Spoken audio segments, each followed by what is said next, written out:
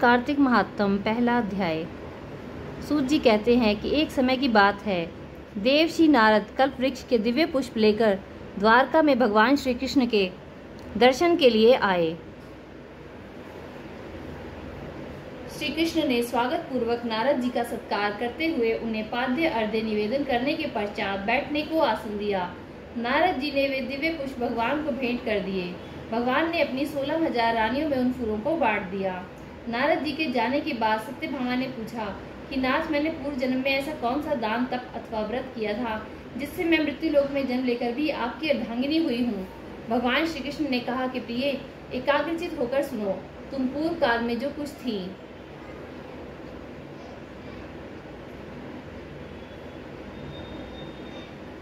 और जिस पुण्यकारक व्रत का तुमने अनुष्ठान किया था वह सब मैं बताता हूँ।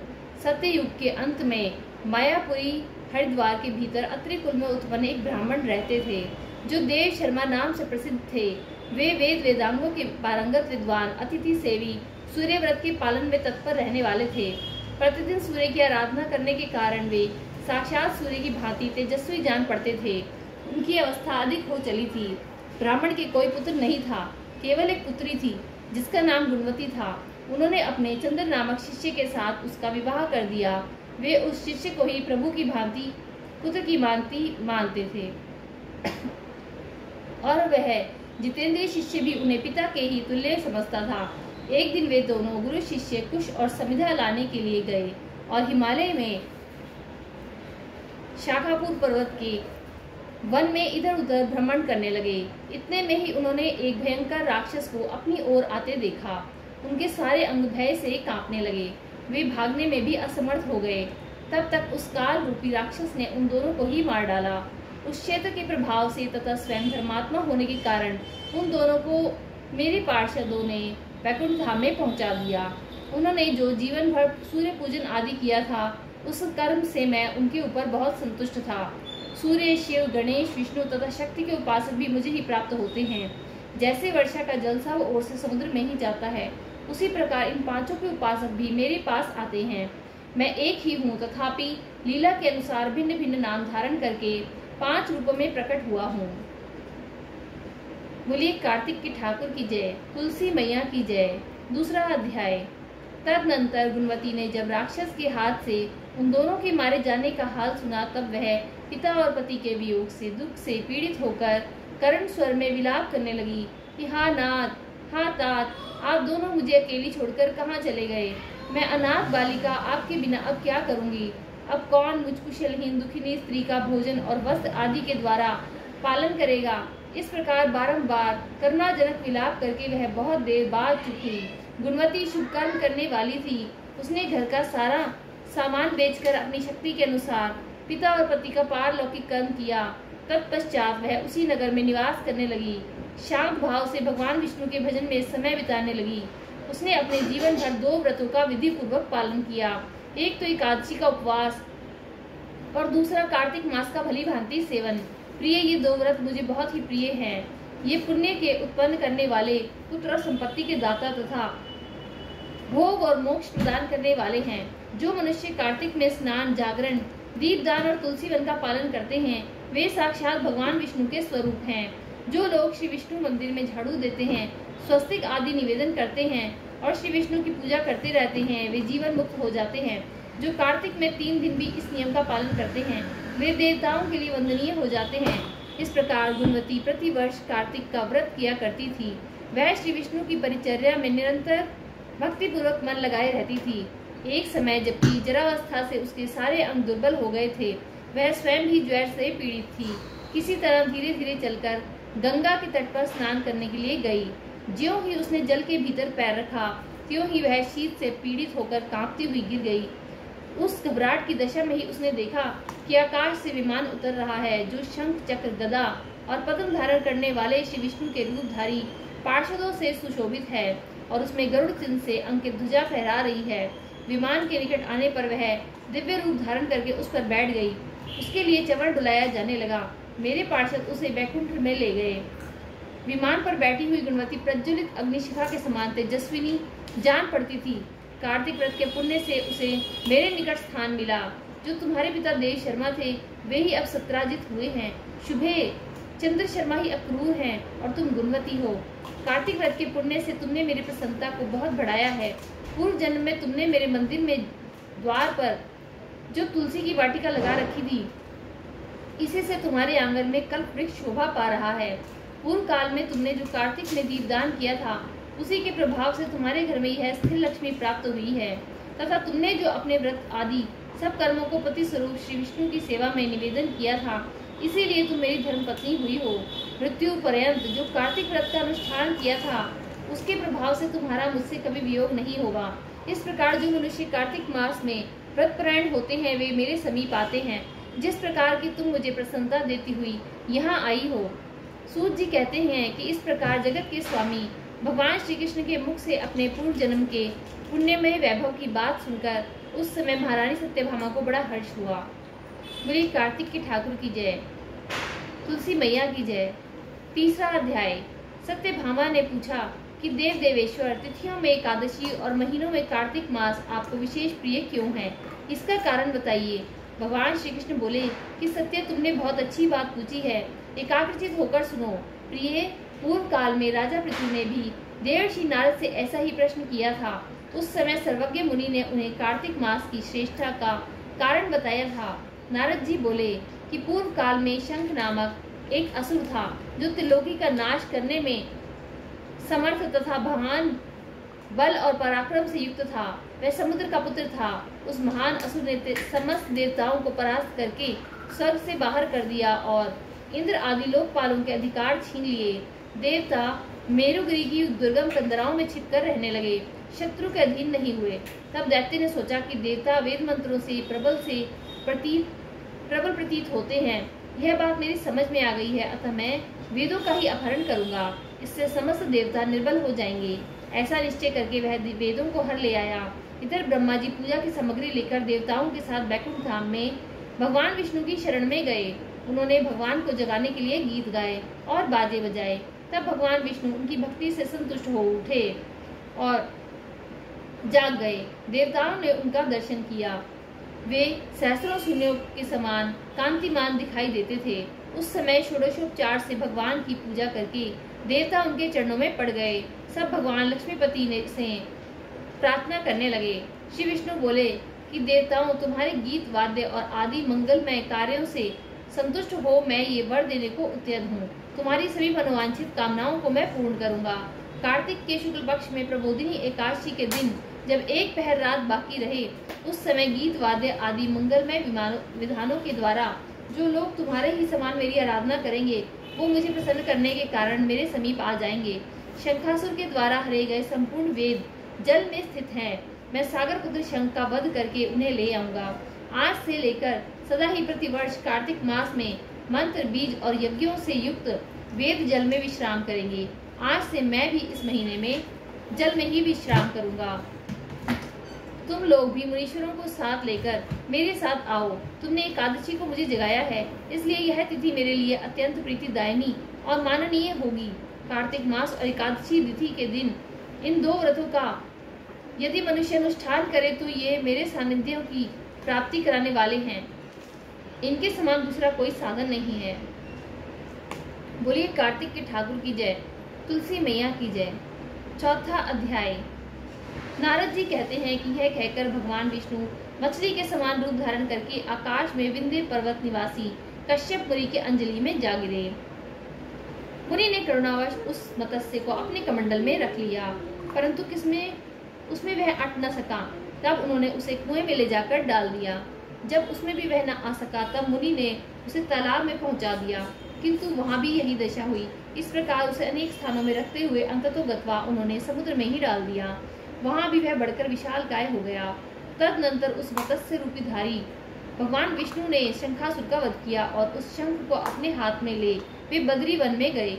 वहां संपूर्ण ऋषियों को बुलाकर भगवान ने इस प्रकार आदेश दिया।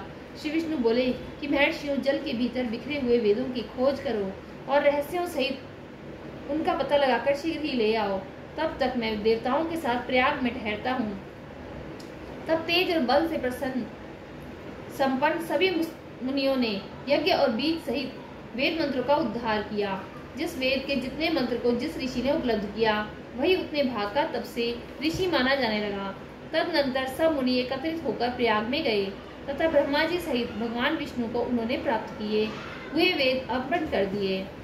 यज्ञ सहित वेदों को पाकर ब्रह्मा जी को बड़ा हर्ष हुआ तथा उन्होंने देवताओं और ऋषियों के साथ प्रयाग में अश्वमेध यज्ञ किया। यज्ञ की समाप्ति होने पर देवता, गंधर्व, यक्ष, किन्नर तथा गुहकों ने पृथ्वी पर साष्टांग प्रणाम करके यह प्रार्थना की। देवता बोले कि देवादिदेव जगन्नाथ प्रभु, हमारा निवेदन सुनिए। हम लोगों के लिए यह बड़े हर्ष की समय है, अतः हमें वरदान दे।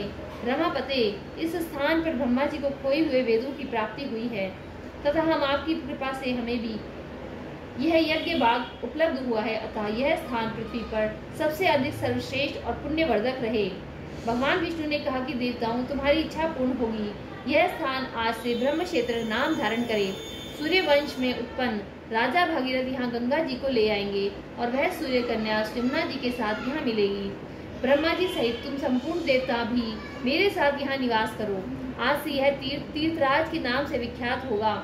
यहाँ किए हुए दान, व्रत, जप, तप, होम और पूजा आदि कर्म अक्षय फल के दाता तथा सदा मेरी समीपता की प्राप्ति कराने वाले होंगे।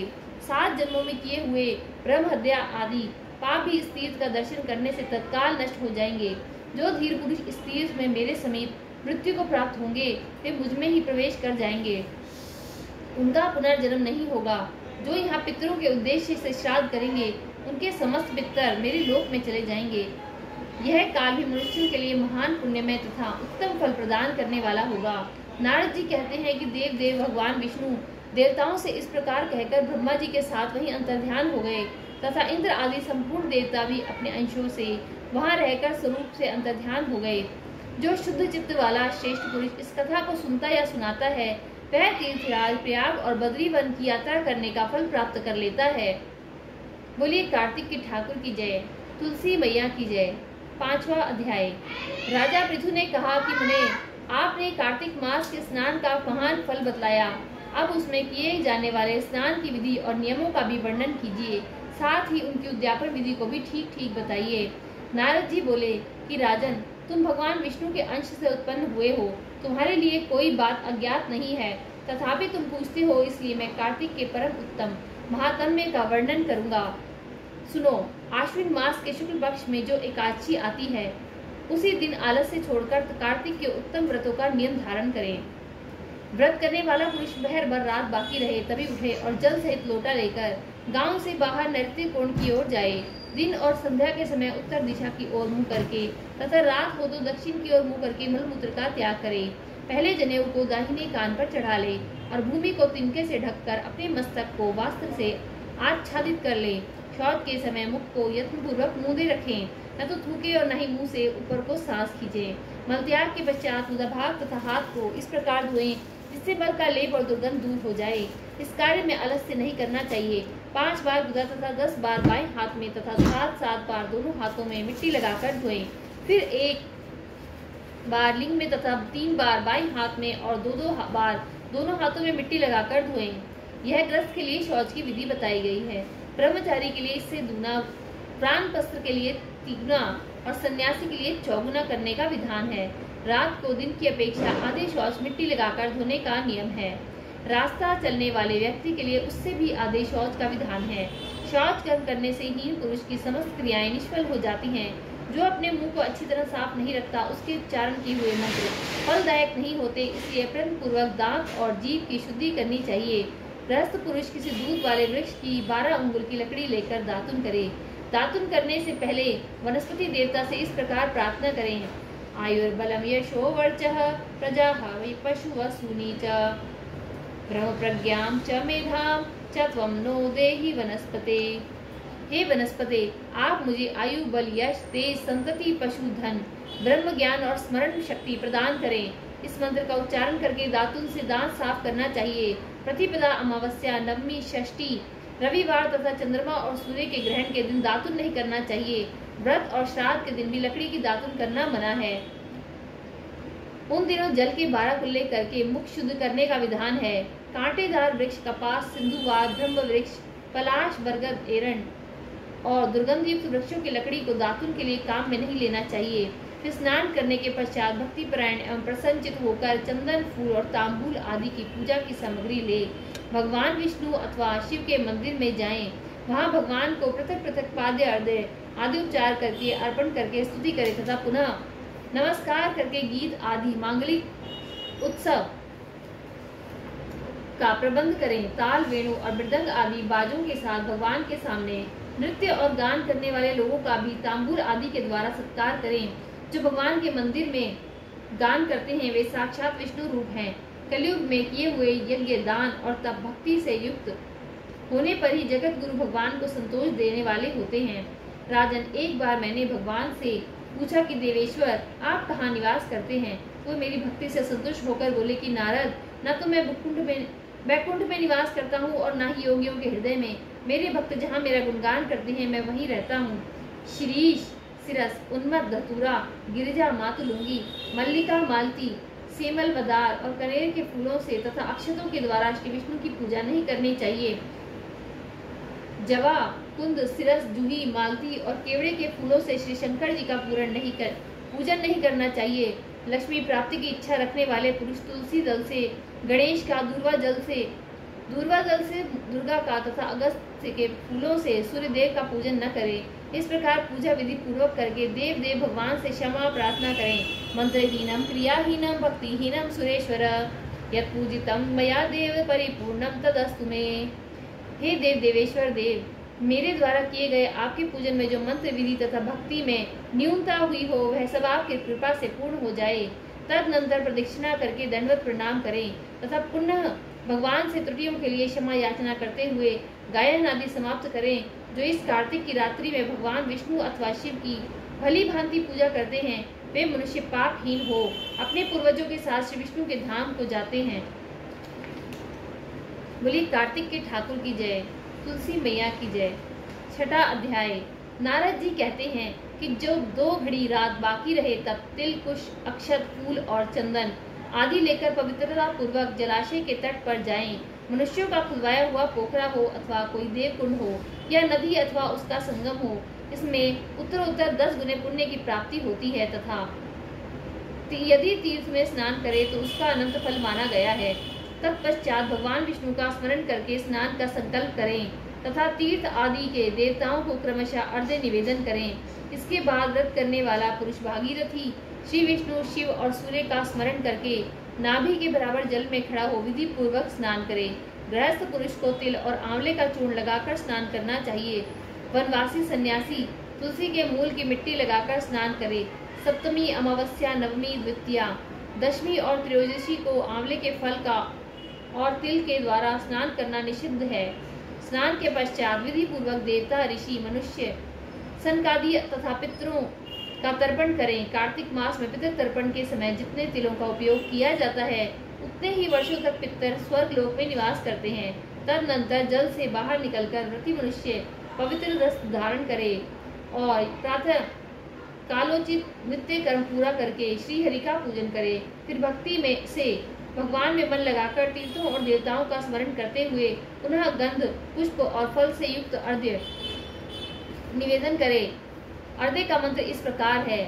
व्रतिनः कार्तिके मासी सनातस्य विधिवन्मम ग्रहणार्धये मया दत्तम राधया सहितो हरे। भगवान, मैं कार्तिक मास में स्नान का व्रत लेकर विधि पूर्वक स्नान कर चुका हूँ। मेरे दिए हुए इस अर्घ्य को आप श्री राधिका जी के साथ स्वीकार करें। इसके बाद वेद विद्या के पारंगत ब्राह्मणों का गंध, पुष्प और तांबूल के द्वारा भक्ति पूर्वक पूजन करें और बारंबार उनके चरणों में मस्तक झुकावें। ब्राह्मण के दाहिने पैर के पैर में संपूर्ण तीर्थ, मुख में वेद और समस्त अंगों में देवता निवास करते हैं, अतः ब्राह्मण के पूजन करने में इन सबकी पूजा हो जाती है। इसके पश्चात हरिप्रिया भगवती तुलसी की पूजा करें। तुलसी पूजन के पश्चात व्रत करने वाले भक्तिमान पुरुष चित्त की एकाग्र करके भगवान विष्णु की पौराणिक कथा सुने तथा कथावाचक विद्वान ब्राह्मण अथवा मुनि की पूजा करें। जो मनुष्य भक्तियुक्त होकर सूर्य पूर्वोक्त संपूर्ण तिथियों विधियों का भली भांति पालन करता है वह अंत में भगवान नारायण के परम धाम में जाता है। बोलिए कार्तिक के ठाकुर की जय, तुलसी मैया की जय। 7वां अध्याय। नारद जी कहते हैं कि राजन, कार्तिक का व्रत करने वाले पुरुषों के लिए जो नियम बताए गए हैं उनका मैं संक्षेप में वर्णन करता हूँ। ध्यान देकर सुनो। अन्न दान देना, गौओं को ग्रास अर्पण करना, वैष्णव पुरुषों के साथ वार्तालाप करना तथा दूसरे के दीपक को जलाना या उकसाना, इन सब कार्यों से मनीषी पुरुष धर्म की प्राप्ति बताते हैं। बुद्धिमान पुरुष दूसरे के अन्न, दूसरे की शैया, दूसरे की निंदा और दूसरे की स्त्री का सदा ही परित्याग करें तथा कार्तिक में तो इन्हें त्यागने की विशेष रूप से चेष्टा करें। उड़द, मधु, सौवीरक तथा राजमांस, किराव आदि अन्न कार्तिक का व्रत करने वाले मनुष्य को नहीं खाने चाहिए। दाल, तिल का तेल, भाव दूषित तथा शब्द दूषित अन्न का भी व्रती मनुष्य परित्याग करे। कार्तिक का व्रत करने वाला पुरुष देवता, वेद, द्विज, गुरु, गौ, व्रती, स्त्री, राजा तथा महापुरुषों की निंदा छोड़ दे। बकरी, गाय और भैंस के दूध को छोड़कर अन्य सभी पशुओं का दूध मांस के समान वर्जित है। ब्राह्मणों के खरीदे हुए सभी प्रकार के रस, तांबे के पात्र में रखा हुआ गाय का दूध, दही और घी, गड़े का पानी और केवल अपने लिए बनाया हुआ भोजन, इन सबको विद्वान पुरुषों ने आमिष के तुल्य माना है। प्रति मनुष्यों को सदा ही ब्रह्मचर्य का पालन, भूमि पर शयन, पत्तल में भोजन और दिन के चौथे पहर में एक बार अन्न ग्रहण करना चाहिए। कार्तिक का व्रत करने वाला मानव प्याज, लहसुन, हींग, उत्तराग, गोबरछत्ता, गाजर, नाली, भसीड़, मूली और साग खाना छोड़ दे। लौकी, भाटा, बैगन, कोहड़ा, बलुआ, भतुआ, लसोड़ा और कैथ भी त्याग दे। जो कार्तिक में तेल लगाना, खाट पर सोना, दूसरे का अन्न लेना और कांस के बर्तन में भोजन करना छोड़ देता है, उसी का व्रत परिपूर्ण होता है। गृहस्थ पुरुष रविवार के दिन सदा ही आंवले के फल का परित्याग करे।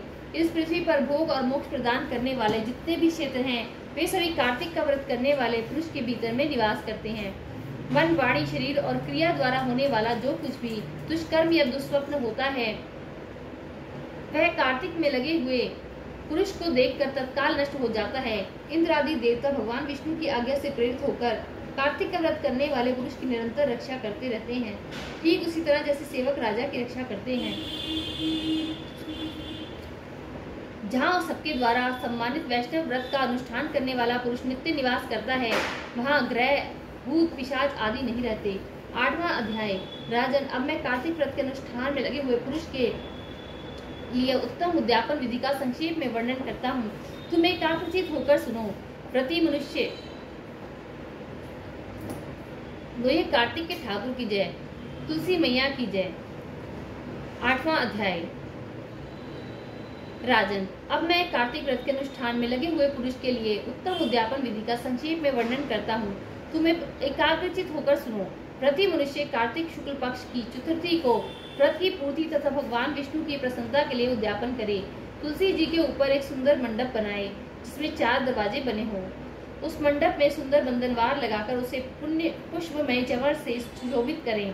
चारों दरवाजे पर पृथक पृथक मिट्टी के 4 द्वारपाल पुण्यशील, सुशील, जय और विजय की स्थापना करके उन सबका पूजन करें। तुलसी के मूल भाग में वेदी पर सर्वतोभद्र मंडल बनाएं, जो 4 रंगों से रंजित होकर सुंदर शोभा संपन्न और अत्यंत मनोहर प्रतीत होता हो। सर्वतोभद्र के ऊपर पंचरत्न युक्त कलश की स्थापना करें। उसके ऊपर नारियल का महान फल रख दें। इस प्रकार कलश स्थापित करके उसके ऊपर समुद्र कन्या लक्ष्मी जी के साथ शंख, चक्र और गदा धारण करने वाले पीताम्बरधारी देवेश्वर श्री विष्णु जी की पूजा करें। सर्वतोभद्र के मंडल में इंद्र आदि लोकपालों का भी पूजन करना चाहिए। भगवान द्वादशी को शयन से उठे, त्रयोदशी को देवताओं ने उनका दर्शन किया और चतुर्दशी को सबने उनकी पूजा की। इसीलिए इसी समय में भी उसी तिथि को इनकी पूजा की जाती है। उस दिन शांत एवं शुद्ध चित्त होकर भक्ति पूर्वक उपवास करना चाहिए तथा आचार्य की आज्ञा से देव देवेश्वर श्री विष्णु की सुवर्णमयी प्रतिमा का षोडशोपचार द्वारा नाना प्रकार के भक्ष्य भोज्य पदार्थ प्रस्तुत करते हुए पूजन करना चाहिए। रात्रि में गीत और वाद्य आदि मांगलिक उत्सवों के साथ भगवान के समीप जागरण करना चाहिए। जो भगवान विष्णु के समीप जागरण के में भक्ति पूर्वक दान करते हैं, वे 100 जन्मों की पाप राशि से मुक्त हो जाते हैं। रात्रि जागरण के पश्चात पूर्णिमा को प्रातःकाल अपनी शक्ति के अनुसार 30 ब्राह्मणों को या एक सपत्नीक ब्राह्मण को भोजन के लिए निमंत्रित करें। उस दिन किया हुआ दान हो और जब अक्षय फल देने वाला माना गया है, अतः व्रती मनुष्य खीर आदि के द्वारा ब्राह्मणों को भली भांति भोजन कराए। अतो देवाः आदि 2 मंत्रों से देव देव भगवान विष्णु तथा अन्य देवताओं की प्रसन्नता के लिए पृथक पृथक तिल और खीर की आहुति छोड़ें। फिर यथाशक्ति दक्षिणा दें, उन्हें प्रणाम करें। इसके पश्चात भगवान विष्णु, देवगण तथा तुलसी का पूजन पुनः करें। प्रतिदिन भगवान के पूजन से मेरे संपूर्ण मनोरथ सफल होते हैं और इस देहांत होने पर मैं अत्यंत दुर्गम वैकुंठ धाम को प्राप्त करूं। इस प्रकार क्षमा याचना करके ब्राह्मणों को प्रसन्न करने के पश्चात उन्हें विदा करें और गौ सहित भगवान विष्णु की सुवर्णमयी प्रतिमा को आचार्य को दान कर दें। तत्पश्चात भगवान भक्त पुरुष हृदयों और गुरुजनों के साथ स्वयं भी भोजन करें। कार्तिक हो या माघ, उसके लिए ऐसी ही विधि बताई गई है। जो मनुष्य इस प्रकार कार्तिक के उत्तम व्रत का पालन करता है वह निष्पाप और मुक्त होकर भगवान विष्णु की समीपता प्राप्त करता है। संपूर्ण व्रतों, तीर्थों और दानों से भी जो फल मिलता है वही इस कार्तिक व्रत का विधि पूर्वक पालन करने से करोड़ गुना होकर मिलता है। बोले कार्तिक के ठाकुर की जय, तुलसी माता की जय। 9वां अध्याय। कार्तिक व्रत की उद्यापन विधि सुन लेने के बाद राजा पृथु ने नारद से कहा कि महाराज, आपने बताया है कि तुलसी की जड़ में श्री विष्णु का पूजन करना चाहिए। मैं जानना चाहता हूँ कि तुलसी का महात्म्य क्या है, तुलसी हरि को कैसे प्रिय हुई। आप सर्वज्ञ हैं, अतः मेरे प्रश्न का उत्तर दीजिए। मुनि श्रेष्ठ ने कहा कि एक बार इंद्र शिवजी के दर्शनों के लिए कैलाश पर्वत को गए तो शिवजी ने उनकी परीक्षा ली। इंद्र के साथ सभी देवतागण और अप्सराएं थी। कैलाश पर्वत पर जाकर इंद्र ने भयंकर दांतों और आंखों से भयानक लगने वाले एक पुरुष को देखा। इंद्र ने उससे पूछा कि तू कौन है, जगदीश्वर शिव कहाँ गए। हे राजन, इस प्रकार इंद्र के बार बार प्रश्न करने पर भी जब उसने कोई उत्तर नहीं दिया तो इंद्र ने क्रुद्ध होकर कहा कि मेरे बार बार पूछने पर भी तू उत्तर नहीं दे रहा है, अतः मैं तुझ पर वज्र से प्रहार करता हूँ। अरे मूर्ख, तुझे अब कौन बचाएगा। ऐसा कहकर इंद्र ने उसे मारने के लिए वज्र उठाया, वहीं उनका हाथ जड़ हो गया। रुद्र भगवान अपने तेज से जलाते हुए प्रकट हुए। उन्हें देखकर बृहस्पति शिव को पहचान गए और शीघ्र ही हाथ जोड़कर इंद्र से भूमि पर दंडवत प्रणाम करवाया और स्वयं प्रणाम करके स्तुति करने लगे। हे देवों के देव, मैं आपको प्रणाम करता हूँ। त्रिपुर के संहारक शर्व तथा अंधक दैत्य को मारने वाले आपको मेरा प्रणाम है। जब बृहस्पति ने स्तुति की तो शिवजी अपनी उस नेत्राग्नि को शांत करते हुए बोले कि हे ब्राह्मण, तुम्हारी इस स्तुति से मैं प्रसन्न हूँ। इस प्रकार इंद्र को जीव दान करने से तुम्हारा नाम जीव हो जाएगा। बृहस्पति ने कहा कि हे देव, यदि आप मेरी स्तुति से प्रसन्न हैं तो शरणागत इंद्र की रक्षा कीजिए और मस्तक के नेत्र से उत्पन्न हुई यह अग्नि शांत कीजिए। रुद्र ने कहा कि मस्तक के नेत्र में यह अग्नि पुनः प्रवेश नहीं कर सकती, अतः मैं इसको दूर फेंक देता हूँ ताकि यह इंद्र को पीड़ा न दे सके। ऐसा कहकर शिवजी ने उस अग्नि को हाथ में लेकर खारे समुद्र में फेंक दिया। बोलिए कार्तिक के ठाकुर की जय, तुलसी मैया की जय। 10वां अध्याय। इस प्रकार इंद्र और बृहस्पति भय से मुक्त होकर अपने लोकों को चले गए। भगवान शिव अंतर्ध्यान हो गए। नारद जी ने कहा कि वे अग्नि गंगा सागर के संगम पर जाकर गिरी।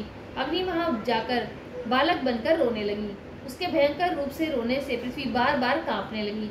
अग्नि ने अपने रोने के शब्द से सत्यलोक तक का भाग बहरा कर दिया। रोने का शब्द सुनकर ब्रह्मा जी बड़े ही विस्मित हुए और कहा कि यह क्या है, और गंगा सागर पर जा पहुंचे। समुद्र की गोद में उस बालक को देखकर ब्रह्मा जी ने कहा, यह अद्भुत बालक कौन है। ब्रह्मा जी का यह कथन सुनकर समुद्र ने ब्रह्मा को आते देख हाथ जोड़ लिए।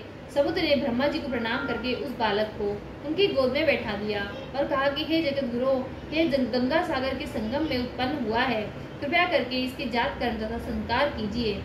समुद्र की यह बात कह ही रहा था कि तभी उस समुद्र पुत्र उस बालक ने ब्रह्मा जी की दाढ़ी को पकड़कर उसे बार बार हिलाया।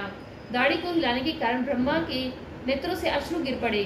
बड़ी कठिनाई से जब ब्रह्मा जी ने उस बालक से अपनी दाढ़ी को छुड़ाया तो वे समुद्र से बोले कि इसने हमारे नेत्र से जल निकाला है, इसलिए इसका नाम जलंधर नाम से प्रसिद्ध होगा। यह अभी जवान होकर सब शास्त्रों के अर्थ का जानकार होगा। यह महापराक्रमी तथा रणनीति में पारंगत और भगवान विष्णु को जीतने वाला होगा एवं भगवान रुद्र के अतिरिक्त इसे कोई न मार सकेगा। ऐसा कहकर उन्होंने शुक्राचार्य को बुलवाया और उसे राजगद्दी पर बिठाया। फिर समुद्र से आज्ञा लेकर ब्रह्मा जी अंतर्ध्यान हो गए। ब्रह्मा जी की कही हुई बात सत्य हो गई और उसे देखकर सागर बहुत प्रसन्न हुआ और कालनेमी की पुत्री वृंदा को उसकी पत्नी बनाने का प्रस्ताव किया। तत्पश्चात कालनेमी आदि राक्षसों ने प्रसन्न होकर उस पुत्री का दान करके जलंधर को दिया। अत्यंत प्रेम करने वाली और वश में रहने वाली वृंदा को पाकर पत्नी रूप में पाकर जलंधर शुक्राचार्य की सहायता से पृथ्वी पर राज्य करने लगा। बोलिए कार्तिक की ठाकुर की जय, तुलसी मैया की जय। पाठ 1 से अध्याय 1 से 10 तक संपूर्ण हुआ। पाठ सुनने के पश्चात जयकारा लगाएं, बोली कार्तिक के ठाकुर की जय, तुलसी मैया की जय। यदि आपको कथा समझ आ गई है तो आप कृपया करके कमेंट में राधे राधे जरूर लिखें। धन्यवाद।